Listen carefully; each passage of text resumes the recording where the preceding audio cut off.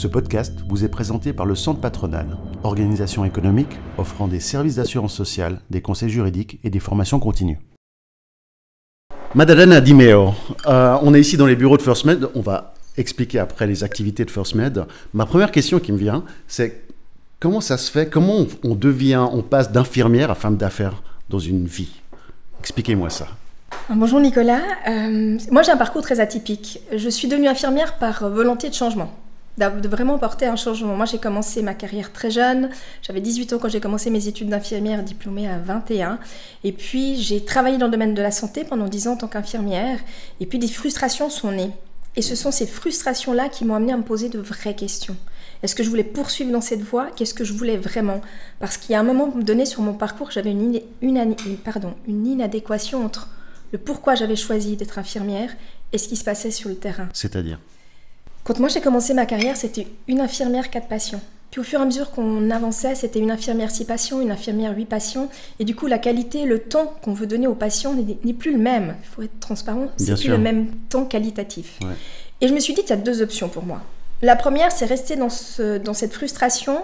Et qui dit frustration dit une aigreur. Et quand on est aigri, on est un très mauvais élément dans l'équipe, parce qu'on ne porte pas une énergie positive, et 2, on dessert aussi le patient, parce que quand on est aigri, on n'est pas vraiment positive quand on est auprès du patient.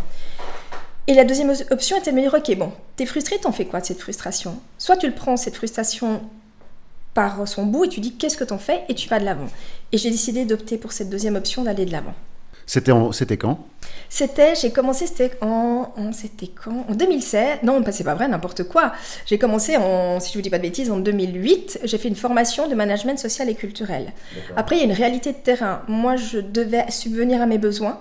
Donc, j'ai dû faire mes formations en cours d'emploi. Et j'ai commencé une première formation au SAVI de management social et culturel. Dans ce cadre-là, j'avais un travail de diplôme que j'ai choisi parce que je voulais me rendre utile, qui était un audit financier managérial d'une ONG, la Fondation Marie Jovis, qui a un orphelinat et ainsi qu'un dispensaire médical. Objectif, faire une levée de fonds, professionnaliser la gestion de la fondation et surtout envoyer un bloc opératoire pour permettre aux médecins locaux de pouvoir intervenir sur de l'appareillage moderne et à la fois faire des vases communicants. L'allocation permettrait d'envoyer les enfants, les orphelins à l'école. Projet qui a eu son succès. J'ai pu avoir mon diplôme avec mention et le projet continue d'exister. Félicitations. Merci. Alors, quelles sont les activités justement de First Med aujourd'hui? First Med, c'est une école de premier secours qui veut démocratiser et vulgariser l'apprentissage des gestes qui sauvent. Pourquoi? Parce que le vrai premier maillon de la chaîne de survie, c'est pas nous les blouses blanches. Nous, on est le 3e maillon. Aujourd'hui, le vrai protagoniste de la chaîne de premier secours, c'est vous. C'est vous, la population. C'est vous qui avez la capacité d'enclencher cette chaîne de survie. Mais ça ne veut pas dire toujours de maîtriser le geste, c'est simplement d'appeler le 144. Savez-vous qu'en Suisse, il y a à peine 37% des gens qui connaissent le numéro à composer? Je vous crois sur parole. C'est 144 le numéro d'urgence. Et quand vous appelez, il y a des gens bienveillants qui vous accompagnent et qui vous guident dans vos gestes. Parce qu'il est normal de ne pas être sécure. Et nous, cette volonté, c'est de démontrer à la population que vous êtes capable de le faire et que grâce à vous, nous, on peut agir. Tout le monde peut vraiment faire ces gestes-là, ou parfois c'est aussi dangereux si on n'est pas bien formé. C'est la non-assistance en danger qui est punissable. Au final, si vous n'agissez pas, l'issue, c'est la mort. Agir ne sera jamais puni. Et rappelez-vous qu'il y a des enfants qui sont formés quand ils ont des parents épileptiques ou des parents avec des problématiques dès le plus jeune âge à savoir agir, c'est-à-dire à composer le numéro d'urgence, à sortir, à appeler un voisin. On peut apprendre les gestes qui sauvent depuis le plus jeune âge et ça a été le cas avec un projet que j'ai développé au sein de First Med. Qu'est-ce qui a été, ça a resté quand même un challenge de passer d'infirmière à entrepreneuse, créer du business, créer des affaires avec toutes les problématiques nouvelles qui sont face à vous. Quel a été, en tant que femme peut-être aussi, je ne sais pas, le plus grand challenge dans cette reconversion? Le plus gros challenge, c'est de quitter mon rôle de soignante, déjà. Ça vous manque? Oui. Le patient me manque, l'adrénaline des soins, parce que moi j'aime beaucoup le côté urgentiste, etc., me manque, clairement. Mais aujourd'hui, j'ai un nouveau challenge, j'ai l'impression de pouvoir contribuer à ma petite hauteur à un changement. C'est ce que j'aime dans le domaine entrepreneurial. Est-ce que le challenge était simple? Pas du tout, parce qu'il faut changer de statut, il faut changer de mentalité. Moi, j'étais dans un mood infirmière, j'ai dû devenir manager, directeur, puis ensuite je suis passée du statut d'employé à associé. Ou encore, il y a un mindset qui se modifie. Oui. Le challenge n'a pas été facile, mais moi, il y a eu un événement déclencheur. Ça a été un livre, 1000 soleils splendides de Khaled Hosseini. Pour ceux qui ne l'ont pas lu, c'est une histoire de 2 femmes afghanes, dont une jeune qui est obligée de marier un autre homme. Et la première épouse va aider cette femme à se libérer. Et en fermant ce livre, je me suis dit, mais au final, j'ai peur de quoi? D'évoluer? Je suis dans un pays qui me donne le droit d'aller étudier. Je suis dans un pays qui me donne le droit d'exister, de voter. Au final, si je ne réussis pas, qu'est-ce qui m'arrive? C'est un échec qui est un apprentissage, et je vais me relever et continuer. Et pour toutes ces femmes, je ne peux pas me permettre d'avoir peur pour des petites craintes personnelles. Parfois, on doit, le message c'est aussi parfois, on peut regarder un regard un peu plus ouvert sur le monde, ce qui se passe autour de nous, pour se rendre compte qu'en Suisse, il n'y a pas beaucoup d'excuses de ne pas entreprendre quelque chose qu'on a envie. C'est un peu ça. Exactement. Et puis je pense qu'il faut aussi qu'on fasse la paix avec la prise de risque, parce qu'être entrepreneur, c'est ça. C'est savoir quelle est ma gestion par rapport au risque. Il faut être à l'aise avec ça. Là, on a eu une crise sanitaire mondiale. Ce risk management avait été dans la balance ou ça a été une surprise pour vous? Alors pour moi, la pandémie a été vraiment une surprise. On se prépare à tout dans les soins, mais on pense toujours que c'est de la théorie. Puis quand ça arrive, on se dit OK. Ouais. Et c'est le temps de tirer les bilans parce qu'on a des choses positives.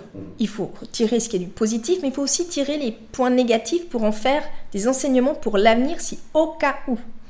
Et puis surtout se poser des questions sur comment le système de santé a réagi, le système politique a réagi et tout le système autour. Je pense qu'après, on crée toujours l'histoire différemment. C'est clair. Après, oui. Vous avez près de 100 personnes qui travaillent pour cette organisation. Vous êtes ici dans le bureau de First Med, donc vous êtes souvent seul, mais vous avez 100 personnes qui travaillent pour cette organisation. En termes de management, quelle est la difficulté, parce qu'il doit y en avoir une, de réussir à avoir une culture d'équipe, un esprit d'équipe, une culture commune, de courir après la même vision sans pour autant, tous les jours, être côte à côte? Alors, clairement, c'est pas un management facile. Avant toute chose, moi, je dois rendre hommage à mes équipes parce que moi, je dis toujours en entretien, moi, j'ai la chance de vous choisir. Eux, pas forcément. Donc, c'est clair, c'est une évidence. Mais ce qui fonctionne beaucoup, moi, j'ai une équipe nomade, donc c'est du management de man, avec l'ère digitale aussi, ce qui a beaucoup aidé. Par contre, il y a des fondements. Pour moi, mes équipes, elles se fédèrent dans les moments de formation. On a 3 à 4 week-ends de formation. C'est là où on crée ce lien, cette culture d'entreprise. Et puis, j'ai une disponibilité. Mes collaborateurs savent qu'ils peuvent m'atteindre à chaque moment, autant pour des problématiques privées et autant dans des échanges. Je suis toujours très transparente avec eux en disant « je vais commettre des erreurs en tant que manager, je ne vais pas être parfaite ». Par contre, je suis ouverte à la critique si la critique est constructive et pas une attaque. Mais vous avez des rituels, des fréquences de contact qui ont été fixées, des moments d'échange assez réguliers ou vous laissez une certaine liberté là-dedans? Il y a une certaine liberté. Moi, j'avais mis en place, avant la pandémie qui est en train d'être réactivée, c'était les lunchs du mardi. Oui. Mes équipes peuvent prendre rendez-vous avec moi pour un lunch. Et ce lunch-là n'est pas du tout dédié au travail. C'est un lunch qui peut être dédié parce qu'ils ont une problématique personnelle ou une remise en question ou que ce soit vraiment quelque chose qu'ils se sentent libres de partager avec moi. Parce que je leur dis toujours, ils connaissent mon parcours. J'ai un parcours multitasking. Et parfois, dans leur parcours, ils ont peut-être envie de m'aborder sur un autre angle que la manager. C'est juste. Vous avez reçu différentes distinctions, différents prix, que vous pouvez certainement nous en parler. Moi, je voudrais savoir, quel est votre ressenti lorsqu'on est une self-made, on s'est fait soi-même, on a eu confiance en nous-mêmes en prenant les risques, et à la fin, recevoir des récompenses. Quelle est cette importance-là, si ça en a une pour vous? Alors, la première pensée va souvent d'abord à mes parents. Moi, je suis une seconda, je suis une fille de parents immigrés italiens, ça fait 45 ans qu'ils sont là. Mes parents ont sacrifié leur vie, quand je dis leur vie affective, parce qu'ils sont partis loin de la famille, partis loin de leur terre. Donc la première pensée va à eux, parce que si aujourd'hui je suis là, c'est parce qu'eux m'ont laissé une chance d'un avenir. Oui. Et je l'ai vraiment, la première pensée va toujours pour eux. Et après, c'est pas une finalité le prix. Je suis toujours très émue et touchée, mais c'est pour moi une étape en me disant, ok, c'est un élan pour me dire tu peux encore avancer, ce que tu fais n'est pas si faux que ça, va de l'avant. Et ça pour moi c'est important, mais si on fait les choses pour recevoir un prix, ça ne va pas le faire. Mais vous êtes fière aujourd'hui de recevoir ces prix quand même? Clairement, parce qu'à quelque part il y a une reconnaissance aussi d'un travail qui se fait en sous-marin. Vous parliez de confiance en moi. Ce que vous voyez là, c'est une femme qui semble être confiante, mais si vous saviez le nombre de fois où j'ai douté, le nombre de fois où j'ai quand même été avec la boule au ventre en me disant bon de toute façon, t'y es, Mad. Maintenant, tu sautes. Et puis, tu construis ton parachute en sautant, quoi. Et c'est ce qui s'est passé. Puis, quand ces prix arrivent, comme le cas de l'application, comme le cas du livre avec Henri Dess, Il faut sauver grand-maman, je me dis, ok, donc je suis pas totalement faux et que je contribue un petit peu à un changement. Quel est votre regard sur les gens qui vous ont accompagné d'une manière positive ou négative dans votre vie, mais que vous avez dit on doit faire au bout d'un moment le pas en avant et y aller, j'ai envie de parler de soutien, des personnes qui vous ont soutenu ou des organisations qui vous ont soutenu ou non. Est-ce que lorsqu'on veut avancer comme vous l'avez fait, est-ce que le soutien est indispensable? Alors oui et non. Alors, je vais être transparente. Le soutien, avant tout, il y a des amis proches, des liens importants qui sont là pour vous récupérer quand ça ne va pas, aussi. Et puis, ils sont aussi là pour vous booster quand vous êtes sur la piste finale, la ligne droite, tu dis ne lâche rien, vas-y. Après, il faut être honnête. Quand on est dans ce milieu-là, il y a un cercle d'amis qui se reconstruit aussi, parce qu'être entrepreneur, c'est un rythme de vie qui est différent, donc on priorise aussi les liens qu'on a. Après, par rapport aux institutions, ça n'a pas toujours été facile, il faut être transparent. Je n'ai pas eu un parcours tout linéaire, bien au contraire, que ce soit sur le projet digital et autres. J'ai eu des non, plus qu'on ne le croit. J'ai eu des portes qui ont claqué, et puis c'est dans ces moments-là où on se dit, est-ce que je continue ou pas? Et c'est là où on voit si le pourquoi qu'on incarne est assez fort pour outrepasser ces claques. C'est intéressant. Et parce que lorsqu'on avance, et moi je le sens chez vous, mais comme chez chaque entrepreneur, il y a un mélange de sensibilité, parce que vous suivez une cause, donc il faut être sensible pour ça, et une force gigantesque. Comment est-ce qu'il est important aujourd'hui de réussir à contrôler les deux et d'avoir une certaine balance entre la force et la sensibilité qui sont à mon avis deux choses indispensables pour avancer? Oui, quand on est surtout dans l'entrepreneuriat social ou avec un but final, il est nécessaire. Par contre, vous me posez la question de l'équilibre, est-ce que je l'ai aujourd'hui? Pas du tout. D'accord. Il faut être transparent. Pourquoi? Parce que quand on est guidé par des émotions, les émotions parfois sont préjudicables et me portent préjudice aussi, parce que je suis guidée par mon cœur. Et parfois, il faut juste faire un pas en arrière et se dire, ok, ça c'est l'émotion qui parle, maintenant il faut la rationalité de la décision. Et ça, j'arrive maintenant gentiment à trouver un équilibre. Et la force, et pour moi c'est la chose qui est très importante, on me demande toujours, tu l'apprends où cette force de l'idée des projets ou de te relever malgré un échec? Je ne peux pas vous dire d'où elle vient. Et je reviens au pourquoi. Si dedans, dans les tripes, c'est clair, vous vous relevez. Et c'est quelque chose qui est vraiment porté à l'interne. Récemment, je vous ai vu à la télévision. Vous pouvez nous en parler? Pourquoi cette activité de chroniqueuse? Parce que c'était une magnifique opportunité, de me remettre en jeu dans un domaine qui n'est pas du tout le mien. Alors, avant tout, ce n'était pas pour de la médiatisation, parce qu'au final, c'est pas ce qui est le plus important. Ce qui est important, c'est le challenge qu'il y a derrière. Ça me donnait l'opportunité de rencontrer des parcours et des gens formidables que j'aurais pas pu rencontrer. Ça me permettait d'acquérir des compétences nouvelles. Ça me permet aussi de m'ouvrir à des sujets auxquels j'ai pas le temps de m'ouvrir parce que la vie fait que on est dans son quotidien. Et c'est tout ça qui m'a amené à accepter cette aventure de chroniqueuse dans l'émission Entrepreneur.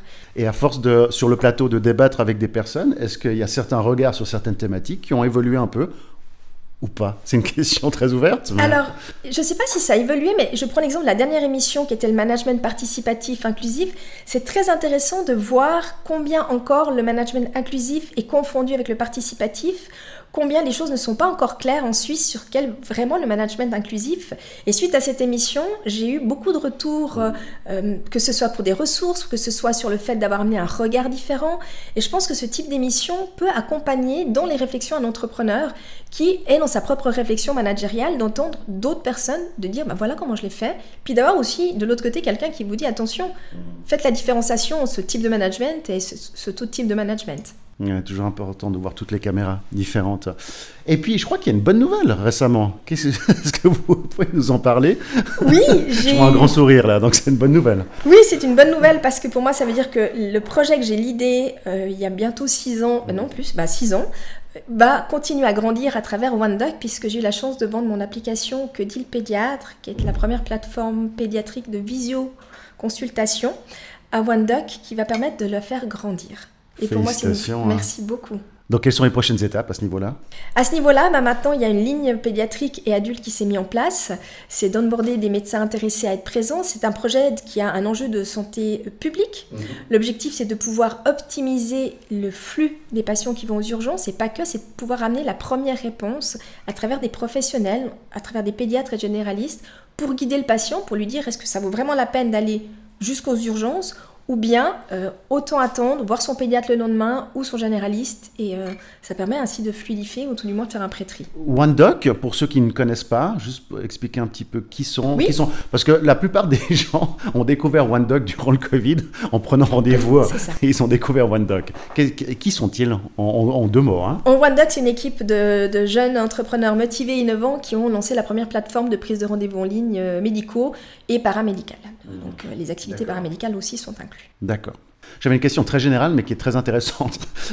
Est-ce que au niveau de la santé en Suisse ou dans le monde, on est dans un système qui est trop réactif, hein, et pas assez proactif sur la santé, hein. Je m'explique, c'est que souvent on va voir le médecin quand ça va pas, mais qui c'est qui nous a dit qu'il fallait faire plutôt ça pour ne pas aller chez le médecin? Est-ce que j'ai raison, et est-ce que vous avez l'impression, parce que moi j'ai un peu l'impression de constater ça, c'est qu'on est de plus en plus à sensibiliser les gens et à être proactif pour anticiper des problèmes plutôt que de les régler? Alors complètement. Aujourd'hui, la médecine préventive, c'est pas la médecine qu'on va mettre en avant. Pour plein de raisons, parce qu'il y a d'autres problèmes à gérer en amont, donc c'est peut-être moins. Mais clairement, si au niveau aussi éducation, on faisait en sorte que le patient devient protagoniste de sa propre santé, c'est des patients qui sauront aussi se prendre en main, c'est-à-dire prendre en charge sa propre santé en mettant des actes de prévention à la maison, que ce soit dans ce qu'on a dans nos assiettes, notre sédentarité, par rapport à la santé de la femme. Si on éduque une jeune fille à devenir jeune femme à travers tout ce qui est pris en charge au niveau santé, c'est-à-dire l'autopalpation, quand on a un utérus, on a aussi des risques, donc automatiquement, quelles sont les préventions, les contrôles à faire, etc. C'est des enfants, c'est des jeunes adultes qui vont devenir conscients de leur santé. Et pour moi, la médecine préventive est vraiment une clé. Et est-ce que c'est intégré? J'ai aucune idée, j'ai pas d'enfant, etc. Mais est-ce que c'est intégré comme une obligation pédagogique dans les écoles? Non. Et pourquoi? Malheureusement pas, parce que c'est la même chose. Les programmes scolaires, voilà, les horaires sont tels qu'ils sont. Ils vont mettre clairement la clé, c'est-à-dire l'objectif clé pour eux, c'est la partie académique. Je sais qu'ils font des campagnes de prévention en lien avec le vaccin pour les femmes, ils font des campagnes d'éducation sexuelle et des choses comme ça, mais c'est plutôt des campagnes ciblées sur des sujets ciblés, mais pas sur un global. Ils font il y a eu à un moment donné des labels fourchette verte aussi dans les cantines, etc. Il y a des actions qui sont entreprises, mais qui ne sont pas suffisantes pour être accessibles à tous. D'accord. D'une manière générale, vous qui avez fait un sacré bout de chemin, et bravo pour ça, je pense que vous avez de quoi être fier. Mais quelles sont les recommandations que vous pourriez donner? Alors je ne demande pas 10 recommandations, mais quelles sont les 2-3 expériences, enseignements clés que vous avez pris de votre parcours, que vous donneriez à des jeunes personnes qui sont aussi soif de créer leur business, créer leur chose, parce qu'ils sont aussi animés par quelque chose comme vous avez pu l'être à l'époque? La première chose, c'est de ne pas se mettre des freins qui ne sont pas liés à soi. Parce qu'autour de nous, il y aura toujours des gens bienveillants qui vont vous dire « mais non, mais non ». La première chose, c'est s'écouter soi. Il ne faut pas se freiner parce qu'un tiers vous dit que. Ça, c'est la première chose. La deuxième chose, c'est quand on sait pourquoi on fait les choses, c'est facile d'aller de l'avant. Quand je dis facile, entendons-nous bien, il faut vraiment qu'on soit aligné avec son pourquoi avant de se lancer dans une aventure quelconque. Si on ne sait pas pourquoi on le fait, à un moment donné, vous allez prendre le mur. Et méchant. Ça, il faut être clair. Parce qu'il ne faut pas confondre le trend « je veux être entrepreneur » c'est tendance, et « je veux être entrepreneur, pourquoi je veux l'être ». Ça, c'est vraiment important. C'est des risques importants parce que je vois qu'il y a un trend. Tout le monde dit « je veux être entrepreneur ». Donc, le pourquoi est le premier point. Le deuxième point, c'est savoir s'entourer. S'entourer de gens qui ont des critiques constructives, qui soient critiques constructives négatives et positives. Et puis ensuite, se construire une équipe de soutien. Pour moi, je pense que c'est essentiel, ces éléments. Donc, ne pas écouter trop les avis extérieurs négatifs, comprendre pourquoi on fait les choses, parce que sinon, au premier obstacle, on va laisser tomber, et d'être entouré par les bonnes personnes. Madalena Di Meo, merci beaucoup. Merci à vous, Nicolas.